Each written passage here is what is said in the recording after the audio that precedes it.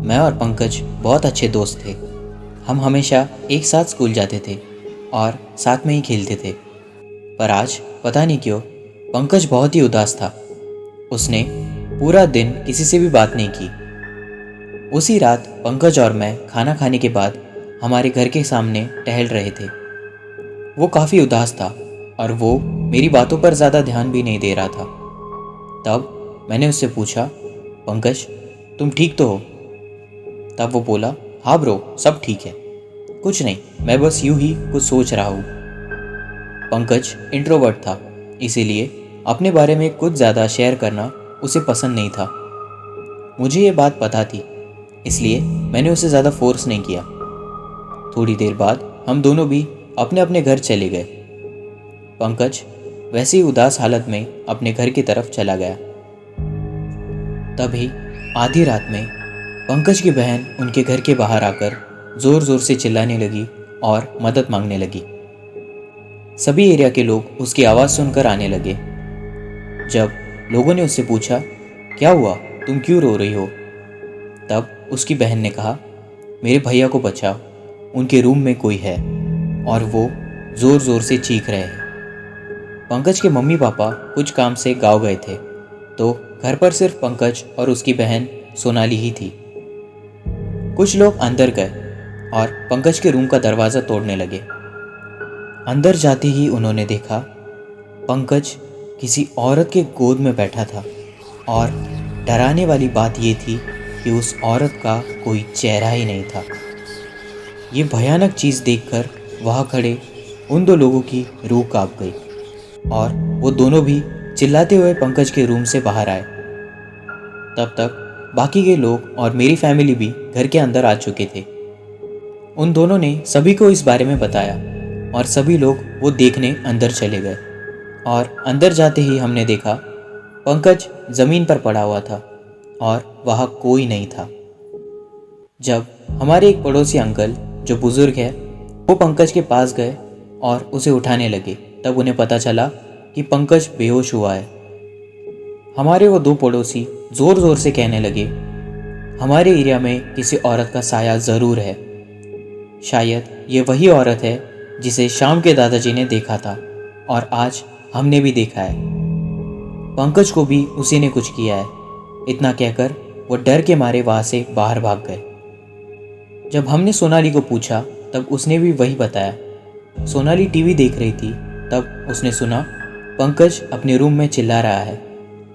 वो भागते हुए देखने गई तो अंदर जाते ही उसने देखा पंकज उस औरत की गोद में बैठा ज़ोर ज़ोर से रो रहा है। सोनाली ने देखा उस औरत का कोई चेहरा ही नहीं है। बस इतना ही देखकर वो डर के मारे चिल्लाते हुए मदद मांगने के लिए बाहर भागी। कुछ लोग बाहर आए और पंकज के पापा को कॉल करके उन्होंने जल्दी से उन्हें घर बुलाया। कॉल पर उन्हें सिर्फ इतना बताया कि उनके घर में थोड़ी इमरजेंसी है। पंकज के साथ ऐसा कुछ हुआ है, ये उन्हें आधी रात में बताना ठीक नहीं था। उनका पहले यहाँ पहुँचना ज़्यादा ज़रूरी था। पंकज के मम्मी पापा सुबह सुबह 5 बजे तक पहुँच गए। उनके घर के अंदर इतनी भीड़ देखकर वो भी डर गए। पंकज को उसके बेड पर लिटाया था। पंकज की मम्मी आते ही रोने लगी। तब पंकज के पापा को हम सब ने जो भी देखा उन्हें वो सारी बात बताई। तब पंकज होश में आया और होश में आते ही अचानक उसके चेहरे से उसकी आंखें और मुंह गायब हो गए और तभी पंकज अजीब आवाज़ में हंसने लगा।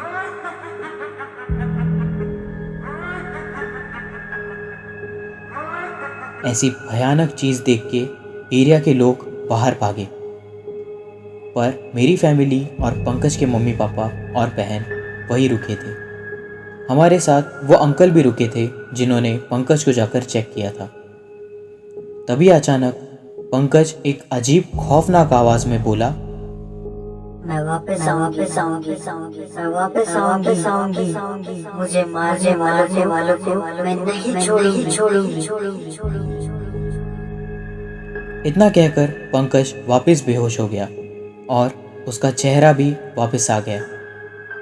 क्योंकि उसकी फैमिली भूतों में बहुत मानते थे और यह अनहोनी अब कोई टाल नहीं सकता, इसीलिए डर के मारे उन्होंने उसी दिन अपना घर खाली किया और उसके फैमिली वाले उसे लेकर तुरंत गांव चले गए।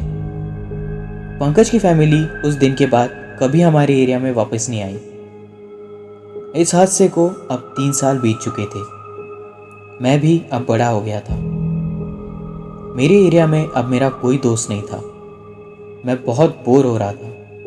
तब मुझे ख्याल आया कि मैं बाहर घूम कर आता हूँ। मैं हमारे एरिया के पास ही कुछ घर थे जहाँ पर कोई रहता नहीं था। वो सारे घर टूटे हुए थे। वो जैसे एक एबेंडन प्लेस थी। कुछ घर छोड़कर हमारे एरिया के जो वॉचमैन अंकल थे उनका घर था। पर अजीब बात ये थी कि मैंने आज तक उन्हें देखा नहीं था। सिर्फ उनकी बीवी और 2 बच्चों को ही देखा था। वो आंटी अपने घर के बाहर ही बैठी थी। मुझे देखते ही वो बोली, बेटा तुम कौन हो? तब मैंने उन्हें बताया, मेरा नाम सनी है और मैं कुछ साल पहले ही यहाँ शिफ्ट हुआ हूँ और आप शायद वॉचमैन अंकल की वाइफ है ना? तब उन्होंने कहा, हाँ बिल्कुल सही, पर मैं उनकी बीवी थी, अब नहीं हूँ। तब मैंने उनसे पूछा, आप ऐसा क्यों बोल रहे हो? उन्होंने बताया कि वॉचमैन अंकल को इस दुनिया से गए 7 साल हो चुके हैं। इतना कहकर वो थोड़ा सहम गई और रोने लगी। तब मैंने उन्हें शांत किया और पूछा, ये सब कैसे हुआ? तब उन्होंने मुझसे कहा, उसने उनकी जान ले ली। तब मैंने कहा, किसने ली?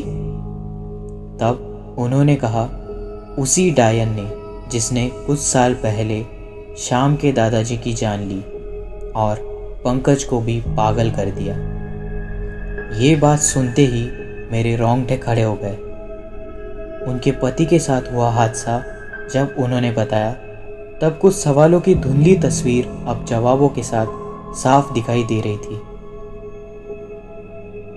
जुड़े रहिए मेरे साथ इस लीडिंग इन द टाउन के सीज़न 1 के पार्ट 2 में। मैं आपसे मिलूँगा अगले खौफनाक कहानी के साथ। तब तक अपना ख्याल रखना और हाँ, आगे जो हुआ आपको उसका पता चल सके, इसलिए इस चैनल को सब्सक्राइब ज़रूर करना। Bye bye.